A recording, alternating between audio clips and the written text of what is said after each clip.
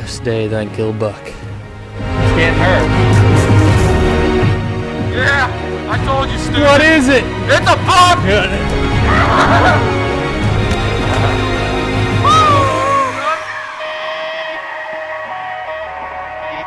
DeerHunterFan.com TV is sponsored by 12 Point Property Management, Bee Stinger, Gold Tip, Insane Archery, Longhorn Fab Shop, Ohio Trophy Buck Outfitters, Vapor Trail, and also by these fine sponsors.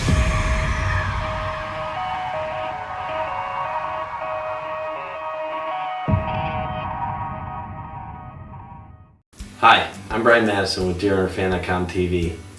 This week we're going to jump in with Mark Rolfing on his hunts out in South Dakota and Kansas. And I'll let Mark take it over from here.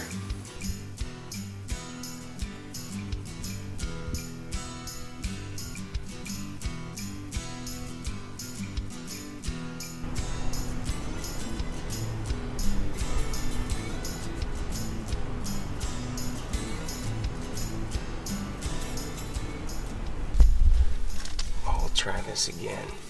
Every time I want to talk, seems like some deer come. We just had a little spike go behind us.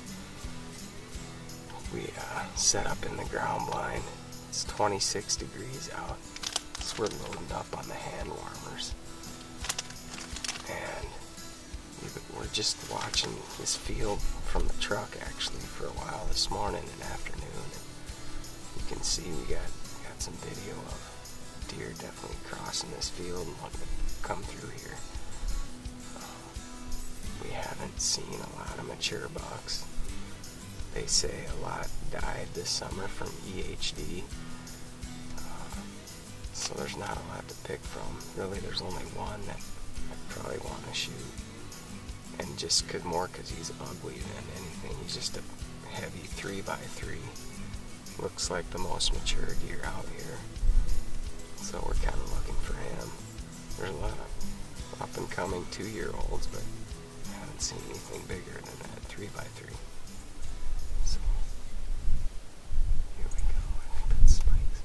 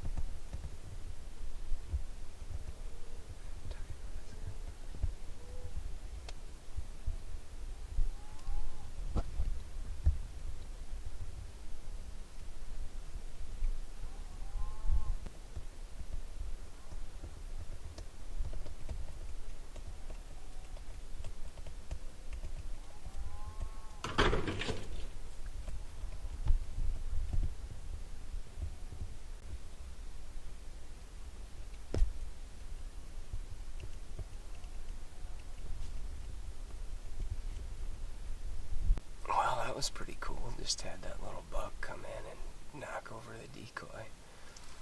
Actually, he looked like could be a stud in a couple years. Just a good tall 5, but young deer. Oh, it's about 4:45 right now. We still got 45 minutes.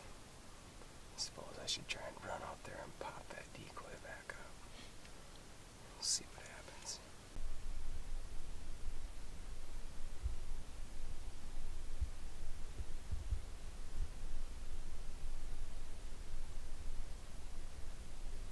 Well, Brian wanted me to give you the play-by-play on that Kansas hunt. Started out, you know, you read different things in magazines on the rut phase, and everything in the magazines was kind of saying a later rut this year, and Kansas being farther south from where I live. I was thinking maybe it'd be a little later. I always like that, you know, November, even 3, 4, 5, up to the 10th. Seems like I've had pretty good luck then. And I had the option of going to western South Dakota first, and almost did, just with the different rut phase talk, but decided to go to Kansas November 7th. First day down there. Well, I'm gonna go see if we can find a tree to get in. The wind's still howling pretty good. At least get a spot ready for tomorrow morning. Kind of out here in prairie country. We may end up on the ground yet, but I'm packing the stand in. There's a shelter belt over the hill here that kind of between some standing corn and CRP. Hopefully the bucks will be moving back and forth. And these are spots, you know, we're not leasing any ground. I mean, I'd like to, just haven't done it yet, and 2 kids and different things. But anyway, these are just spots where a friend of a friend got permission. Not huge tracts of ground. Where I shot that buck was 80 acres. But just the right 80 acres connected to some other big woods, creeks. And anyway, November 7th, got down there. Had hung a camera about a month before. Get to that spot, check the camera. Nothing crazy on there. Some decent bucks, but really nothing I'd even think about shooting, I guess. And get up there that night. Nice day, you know, it was fairly calm winds, sunny, and climb in the tree about 4 o'clock, 3:30, 4 o'clock. See a small buck and a doe across the field right away. They were out in a bean field just feeding a little bit.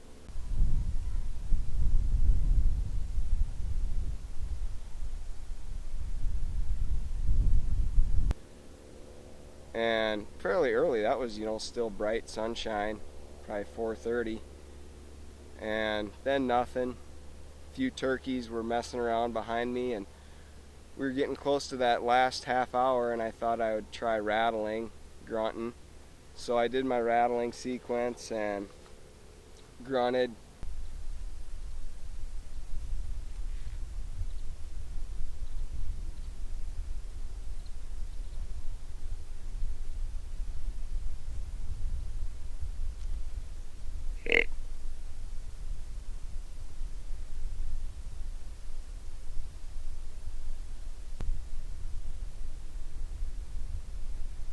And a few minutes passed, and I caught some movement on the edge of the field and put the binos up, and I saw that buck's good side. You know, I was like, pretty stout 4x4, looked like a mature deer. You know the old saying, if you'll shoot him the last day, shoot him the first day. I was looking at him thinking, man, I'd probably shoot him the last day. Looks like a mature deer. His one side, I could tell there was something going on. He was a little messed up, but still a mature deer, a big bruiser buck, you know. So I grunted at him, and I'm sure he heard it right away. He was kind of starting to come my way, but he was playing the cool cat routine where he was not in a big hurry, just kind of making a big circle. He's really trying to get downwind is what he was doing. And he crossed a creek, was heading downwind, heading down the creek. I kind of thought he was gone, and gave him a couple more grunts. He heard it, he stopped and looked, and then he kind of made a slow circle back, and I just had the camera running, filming myself. I know it was zoomed out a lot farther than you would like, especially for any kind of TV or anything, but filming myself and just wanting to make a good shot. I wasn't going to mess with it. It was real quiet and I couldn't move too much or he'd have busted me.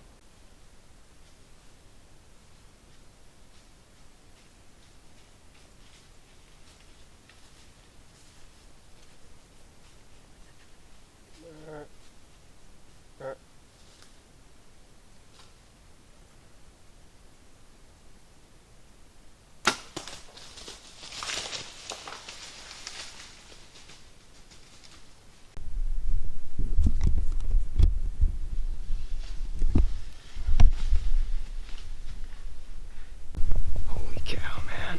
First night in Kansas. Whew. I mean, you got my trigger going pretty tall. Looked like one of them might have been broke off, but filming myself, it's exciting, man. I mean, there's no other way to put it. It's tough filming yourself, and felt like I got him on camera. I'm 99% sure, so we're gonna find out. But you can see he comes walking in into my shooting lane, and he was just about getting downwind. I think actually right when I shot him, he was starting to get a whiff of human scent, and got the full draw. Gave him just a little meh to stop him. He probably was gonna stop on his own, but since he was getting a little nervous, I kind of wanted to make sure if he'd have taken a few more steps, he would have been out of a shooting lane. So right or wrong, gave him the meh, stopped him, and just been haven't practiced as much as I'd like, but just took the extra time. We really wanted to make the final 5 seconds of every shot count this year. That was kind of my mental goal going into things. So got him stopped, final 5 seconds, took the extra time, buried the pin, hit him real good.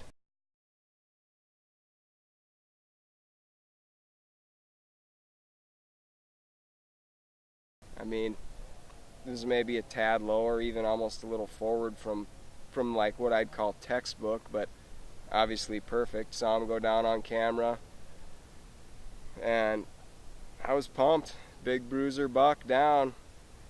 I mean, they're not all going to be 200 inchers.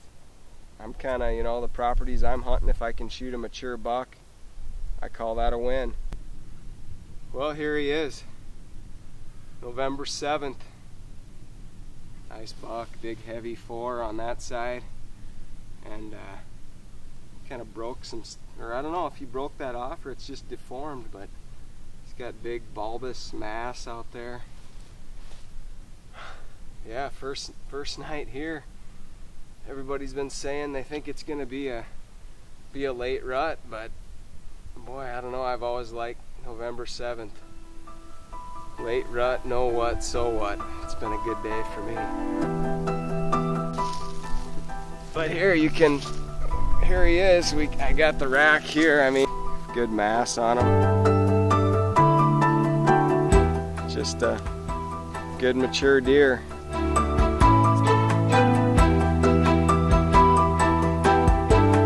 buck.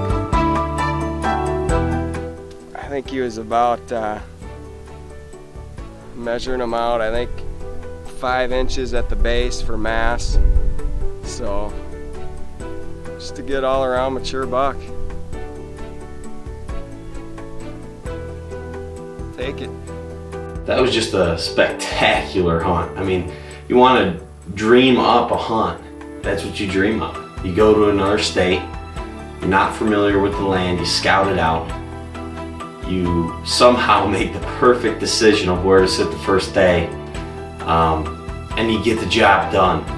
Kind of similar to my hunt in Ohio.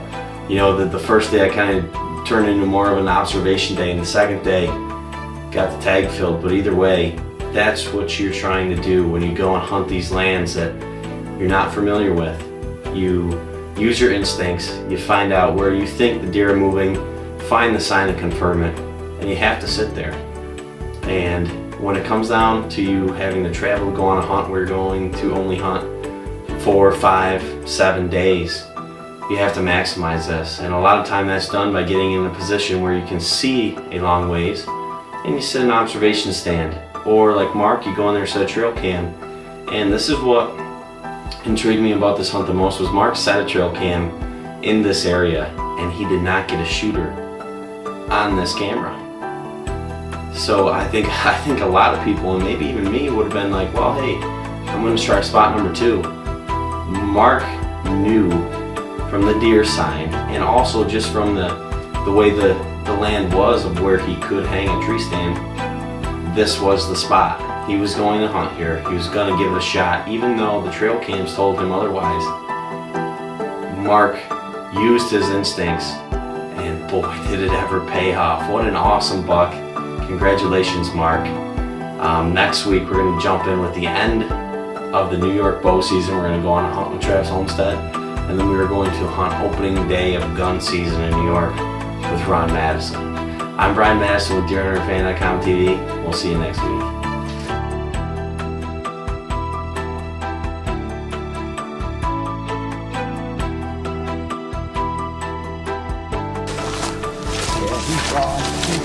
Big 8. That's Butch. That's our Big 8. That's the new Big 8. DeerHunterFan.com TV is sponsored by 12 Point Property Management, Vapor Trail, Bee Stinger, Insane Archery, Gold Tip, Longhorn Fab Shop, Ohio Trophy Buck Outfitters, and also by these fine sponsors. And DeerHunterFan.com, an original online free hunting show.